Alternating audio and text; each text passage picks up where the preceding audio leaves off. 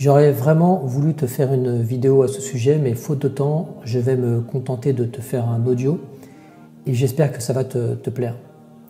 J'aimerais savoir si tu connais l'art de savoir se taire. Est-ce que tu en as déjà entendu parler? Alors je vais t'en parler. Est-ce que tu penses savoir écouter les autres? Est-ce que tu sais au moins ce que signifie écouter quelqu'un, que ce soit ta femme, ton mari, ta fille, ton fils lorsqu'il te parle, ton collègue qui a des problèmes ou ton meilleur ami qui a besoin de se confier à toi? En réalité, peu importe la personne. Si tu es enseignant, ça peut être aussi tes élèves. Si tu es manager, ça peut être tes clients ou alors tes collaborateurs. Alors j'aimerais te lancer un défi. Écoute bien et dis-moi si tu es prêt à relever mon défi. J'affirme haut et fort que 99,9% d'entre vous ne savez pas écouter. Est-ce que tu es prêt à relever le défi? Parce que je vais te donner ma définition de l'écoute authentique et tu me diras dans les commentaires si tu es quelqu'un qui écoute et si tu appliques vraiment l'écoute authentique. Quelle est, selon moi, la définition de l'écoute? Celui qui écoute se tait. Celui qui écoute ne cherche pas à résoudre le problème de la personne qui lui parle. Celui qui écoute ne cherche même pas à donner des conseils à la personne qui lui parle. Celui qui écoute n'est pas en train de préparer son argumentaire pendant que l'autre parle. Il n'est pas dans une logique d'affrontement. Il ne cherche pas à gagner une bataille. Il n'est pas tourné vers son ego et ne cherche pas à avoir raison. Celui qui écoute ne cherche pas à avoir le dernier mot. Mais alors, que fait celui qui écoute? Celui qui écoute embrasse la parole de l'autre, comme on le faisait autrefois pour un ami de longue date qui viendrait vous voir parce qu'il a un problème et qui, quelque part, vient se réfugier chez vous.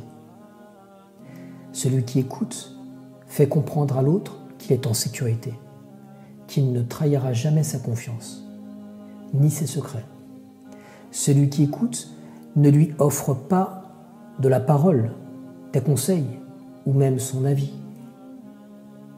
Non, celui qui écoute donne encore mieux que cela.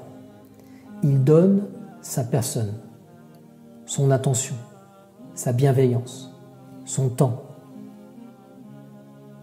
On dit que l'une des plus belles aumônes qu'on puisse faire à un homme est simplement de lui offrir son temps et de lui offrir son oreille.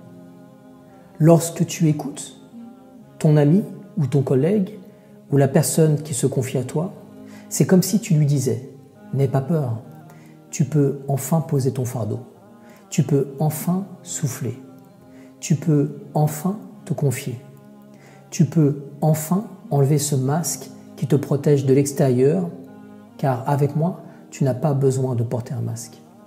Ce masque que nous portons tous et qui, je sais, est devenu trop lourd pour toi. La personne qui écoute va permettre à l'autre de retrouver sa capacité à penser. Loin du bruit, loin du stress, loin de la peur d'être jugé. Et veux-tu savoir ce qui se passe chez l'autre quand tu l'écoutes? Le simple fait de pouvoir se confier, de pouvoir parler librement et d'être enfin écouté, ce qui, lorsqu'on y réfléchit bien, ne nous arrive presque jamais, va nous permettre de prendre du recul, de réfléchir enfin par nous-mêmes. Car comme je le dis souvent dans mes vidéos, qui sait mieux que la personne ce qui est bon pour elle? Être écouté vous permet de renouer avec votre intelligence. Cette intelligence qui, en général, est totalement dédiée à la résolution de nos petits problèmes quotidiens.